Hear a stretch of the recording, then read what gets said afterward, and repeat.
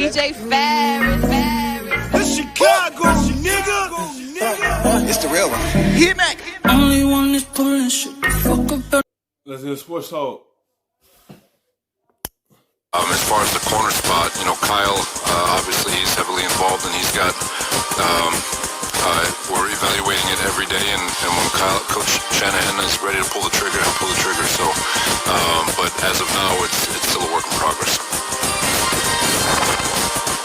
49ers have one of the great cornerbacks of recent years on one side of the field. On the other side, they don't know who they're going to have. And, it's Richard Sherman really has tightened his grip on that defense. And, there was talk a year ago that if Jason Verrett had worked out well for the 49ers in training camp in the preseason, the 49ers may have moved on from Richard Sherman. I don't know if he caught wind of that and that motivated him to play at a higher level.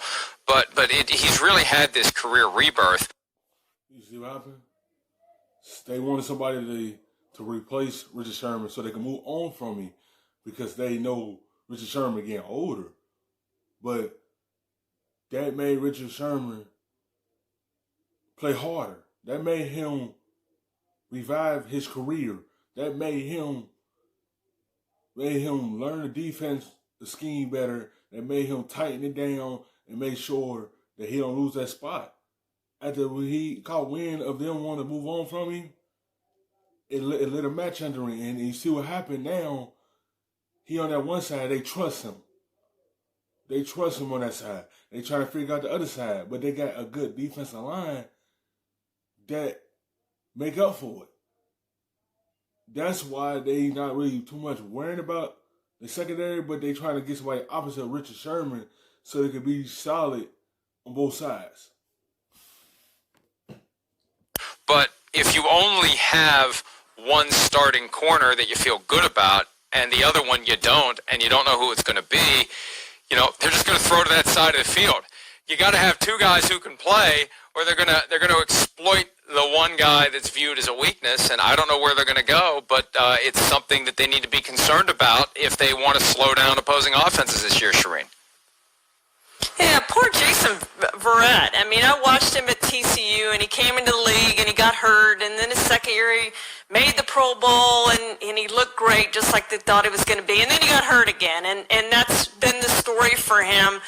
With the Chargers, he just couldn't get back on the field and couldn't return to being the guy he was, and now suddenly he has a hamstring injury again. By all accounts, he looked really good in training camp, and now he's hurt again. Who knows how long he'll be out, but the guy just can't stay on the field. He's played less than 30 games in his career, and we've kind of forgotten about who he is. But Emmanuel Mosley won that job last year and started at the end of the year, and you think that's going to... Like, Mosley had a solid year last year. The other side is solid. I don't know what Mosley showed them that they concerned with that side that he's on. They ain't concerned about the left side because they got Richard Sherman, but I don't know what he did to show them that they don't really trust him, but he had a good year opposite Richard Sherman. I mean, Richard Sherman on the right, he on the left side. I don't know what made him. No, he on the right side. I don't know what made him to stank it at. Like, unless he did something in that Super Bowl that made them be concerned. But he's another good corner. It's the opposite of Richard Sherman. It got to be something there that's concerning him. Be the guy. They have a lot of choices there, but I think they would love Verrett to win that job, but he just can't seem to stay healthy. So it's probably going to end up being Emmanuel Mosley starting opposite Richard Sherman, but I think it's still a big question mark for the 49ers. If I'm looking at their team, that's probably one of the question marks I have for them, and there are very few for that team. And even though Sherman still has great instincts, and there have been stories about how he's been picking off Jimmy Garoppolo in practice, in part because he knows the offense so well because they face it all the time, he'll peel away from his receiver and grab the ball as it's heading toward the receiver someone else is covering. We saw it in the postseason. The NFC Championship game, how Devontae Adams got by him, and Sammy Watkins, who said after Super Bowl 54, he studied that tape, he saw what Adams did, and that was what Watkins did to get past Richard Sherman on what ended up being a key play on the go-ahead drive. I mean, if you've got a corner that from time to time is going to get flat out burned on a deep ball, that's a problem too, if that's your number one guy. So all the more reason for that front four. It doesn't matter who's playing corner and safety. It don't matter. They have a dominant front four because Richard Sherman is getting up there.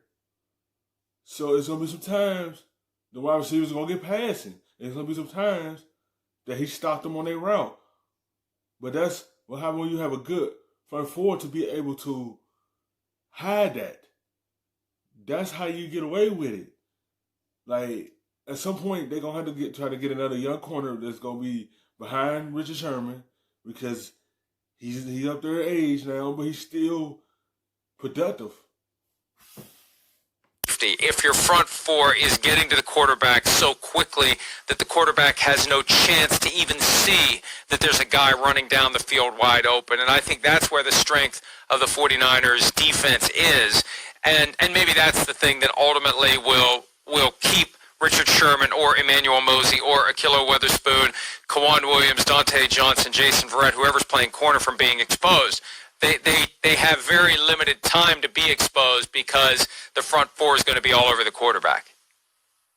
Boy, doesn't a great pass rush make your cornerbacks look so much better? I mean, we've seen it year after year after year with teams, and it does make a huge difference. And you don't have to have those great corners if the quarterback doesn't have much time. And that's what happens when you play the 49ers defense. You don't have much time against that pass rush. And if those pass rushers stay healthy, quarterback's not going to have much time, which makes that cornerback opposite Richard Sherman look better probably than what they are.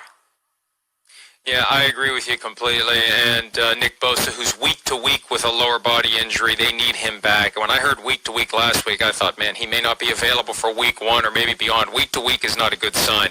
And without him, that's a different pass rush altogether. So even though the 49ers were one of the best teams in the NFL last year, they're back at 0-0 like everyone else, and they got to start digging.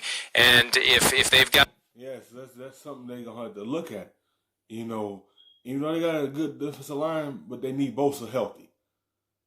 They need him on that field in week one. Like, that's a different pass rush with him on the field. Like, yeah, week to week is kind of concerning because you don't know he'll be back for the first game. The first game for them. When you have a good defensive front that get to the quarterback, they can't see it's an open guy open. They can't see these corners getting burnt on routes. They can't see a lot of things because they had a majority of the defensive line in their face, so it make up for a lot of things for the secondary. Some weaknesses, and we've seen some injuries as well, particularly at receiver. They just put Tavon Austin on IR yesterday, and they've had other receivers who are injured. And Deebo Samuel, there are questions about him. This team just may not be ready to hit the ground running the way that it did last year. Hi, I'm Mike Tirico, and thanks for watching. Make sure